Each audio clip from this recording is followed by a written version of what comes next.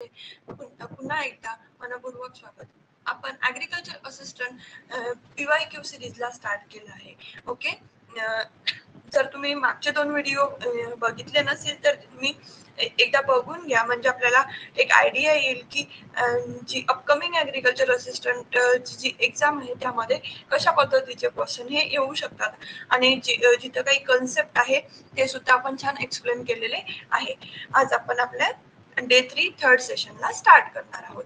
तर first question आहे बघा, seed index is the test weight which is the weight of dash dash seeds in gram. आणि options दिले आहे बघा, A 10, B 100, C 1000 आणि D 10,000. तर बघा, सीड इंडेक्स जो आहे हा जो लार्जर सीड्स आहे, लार्जर सीड्स कोणते येतात, जसं की असेल, त्याच्यानंतर सोयाबीन असेल, हे सीड्स आपल्याला बोल्ड दिसतात, लार्जर दिसतात, त्याच्यासाठी काय असतो सीड इंडेक्स. आणि त्याच्यामध्ये किती सीड्स घेतले जातात, तर 100 सीड्सचं वेट घेतलं जातं. वाईल टेस्ट वेट मध्ये काय होते, जे आपलं टेस्ट वेट आहे, टेस्ट वेट किती असतं, तर 1000 सीड्स. ओके, किती असतात, 1000 सीड. हे जनरली कशासाठी, जे स्मॉलर सीड्स आहे, स्मॉलर सीड्स मध्ये जसं राईस असेल, व्हीट असेल, तर त्यासाठी काय घेतलं जातं, टेस्ट वेट. आणि सीड इंडेक्स कशासाठी, लार्जर सीडसाठी. इथे आपला करेक्ट आन्सर काय आहे, option B 100. Then next question आहे बघा, carrot is a rich source of which vitamin. आणि ऑप्शन्स आहे vitamin A, vitamin B, vitamin C आणि विटामिन डी. तर करेक्ट आन्सर आहे आपलं विटामिन ए.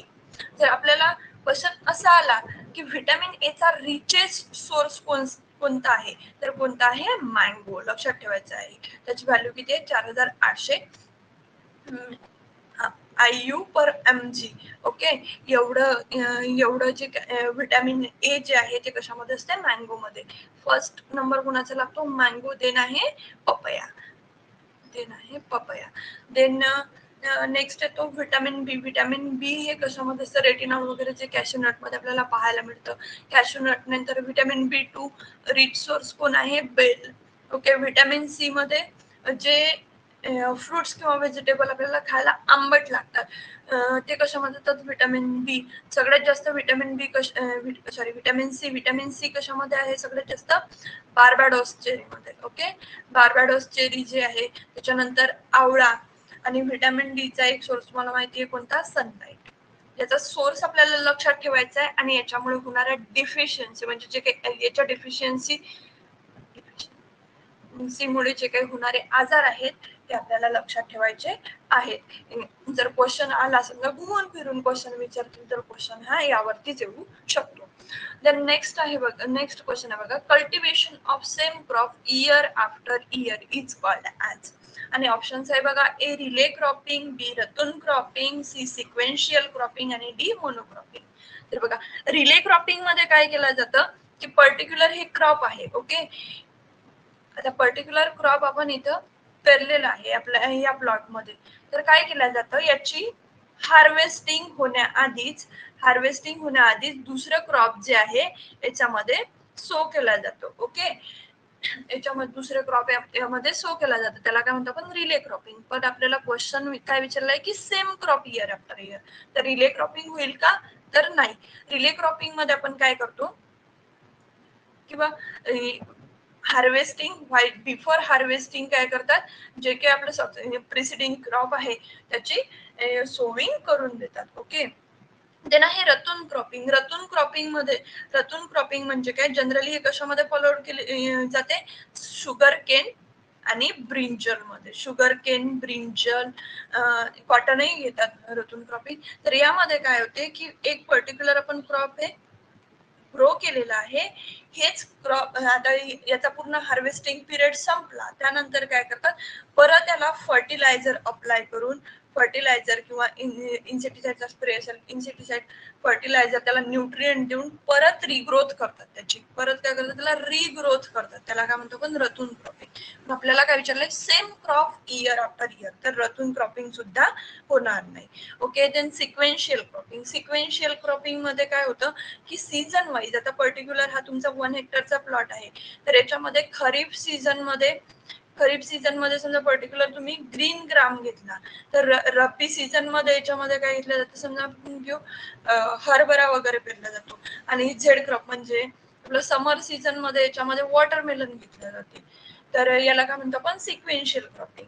देन आहे मोनोक्रॉपिंग. मोनोक्रॉपिंग म्हणजे काय की एकच क्रॉप आपण इयर आफ्टर इयर घेत आहोत, त्याला काय म्हणायचं मोनोक्रॉपिंग. आणि एक्झॅक्टली क्वेश्चन मध्ये आपल्याला तेच विचारलेलं आहे की cultivation of same crop year after year is called as. आणि ऑप्शन त्याचं करेक्ट आन्सर आहे बघा option D monocropping. Okay. Next question आहे what is the chemical used induced polyploidy. आणि ऑप्शन्स आहे बघा A ethyl methane, B nitrous oxide, C colchicine, D methyl methane sulfonate. तर आपल्याला हा वन लाइनर माहितीच आहे की पॉलिप्लॉइडी इंड्यूस कोण करतं तर कोल्चिसाइन. करेक्ट आन्सर काय आहे option C. Then next question आहे बघा purity of seed is maintain by dash dash dash and dash. तर प्युरिटी जी आहे ती कशाने मेंटेन केली जाते. तर ऑप्शन्स बघूया. सीड अँड सीड ट्रीटमेंटनी, ऑप्शन बी आहे आयसोलेशन अँड ड्रोगिंगनी, थर्ड आहे फर्टिगेशन आणि फ्युमिगेशन, आणि ऑप्शन डी आहे इरिगेशन आणि फर्टिगेशन. तर बघा प्युरिटी जी आहे सीडची प्युरिटी कशाने मेंटेन केली जाते तर आयसोलेशन अँड ड्रोगिंग. तर कसं प्युरिटी म्हणजे काय की त्याचा जो ऍक्च्युअल त्याच्यामध्ये जे काही जर्म प्लाझम असेल पर्टिक्युलर तर त्याच्यामध्ये पर्टिक्युलर जीन कोणता प्रेझेंट आहे तो जो जीन मेंटेन करायचं काम करते हे कशाने करतो पण आयसोलेशन आणि rocking. While seed and soil treatment असेल, फर्टिगेशन आणि फ्युमिगेशन, इरिगेशन आणि फर्टिगेशन ह्या काय ह्या पद्धती आहेत त्याच्या कल्टिवेशन मध्ये आपण घेत असतो की बाबा सीड आणि सॉइल ट्रीटमेंट कशासाठी तर प्लांट प्रोटेक्शन किंवा त्याच्यावर कोणता डिसीज यायला नको किंवा त्याच्यावरती कोणती पेस्ट यायला नको. फर्टिगेशन आणि फ्युमिगेशन कशासाठी करतो की न्यूट्रिएंट अप्लिकेशन देतो. आणि इरिगेशन आणि फर्टिगेशन मध्ये सुद्धा सेमच. पण आयसोलेशन आणि रोगिंग मध्ये काय होतं की त्याच्यामध्ये अनावश्यक रोप आपण वाढू देत नाही किंवा त्याला आयसोलेट करून ठेवतो. एक विलगीकरण म्हणजे त्याच्यामुळे काय होईल त्याची जी जेनेटिक प्युरिटी आहे ती काय होईल मेंटेन राहील. ओके. नेक्स्ट क्वेश्चन बघूया. The energy status of water at field capacity is. तर फील्ड कॅपॅसिटीची रेंज विचारली आहे आणि ती किती असते -1.2 0.33. याला 1/3 सुद्धा आपण म्हणतो. याच्यामध्ये 0.1 क्लिक करायचं नाही, मायनस जिथं मायनस आहे त्यावरती लक्ष द्यायचं. करेक्ट आन्सर काय आहे option A. The next question आहे बघा is the lower limit of available soil moisture to the. आता आपल्याला माहितीये की अप्पर लिमिट काय आहे तर फील्ड कॅपॅसिटी आणि लोअर लिमिट काय आहे पीडब्ल्यूपी म्हणजे permanent wilting point. Field capacity काय अप्पर लिमिट आणि लोअर लिमिट काय आहे पीडब्ल्यूपी. करेक्ट आन्सर किती काय आहे ऑप्शन ए. याची रेंज किती असते -15 bar. Okay. Next question sexually reproduce cultivar are produce by. आणि ऑप्शन्स आहे बघा A branch, B seed, C root आणि डी बर्ड्स. आणि सेक्शुअल रिप्रोडक्शन म्हणजे काय की ज्याच्यामध्ये मेल आणि फिमेल गॅमेट फ्यूज होतो. जनरली हे आपल्याला कशामध्ये पाहायला मिळतं तर सीड्स मध्ये. म्हणून आपला करेक्ट आन्सर काय आहे option B. The next question आहे बघा what does the nitrogen fixation process indicates. आता नायट्रोजन फिक्सेशनची प्रोसेस आहे ती कशा प्रकारची आहे तर बघा ऑप्शन ए काय endothermic, B exothermic, C hypodermic आणि option D none of the above. तर एक्झोथर्मिक म्हणजे काय की ती काय करते कोणती जी प्रोसेस असेल एक्झोथर्मिक म्हणजे काय ती टेम्परेचर किंवा हीट जी आहे ती एक्सपेल करते. आणि एंडोथर्मिक म्हणजे काय की त्याच्यामध्ये विथ दी हेल्प ऑफ म्हणजे टेम्परेचर किंवा हीटच्या हेल्पनी काय होते ती प्रोसेस कम्प्लीट होते. तर एक्झॅक्टली जे आपले नायट्रोजन फिक्सेशन आहे ती काय एंडोथर्मिक प्रोसेस आहे कारण हे कम्प्लीट होण्यासाठी त्याला हीटची रिक्वायरमेंट असते म्हणून त्याला आपण म्हणतो एंडोथर्मिक प्रोसेस. करेक्ट आन्सर काय ऑप्शन ए. ओके.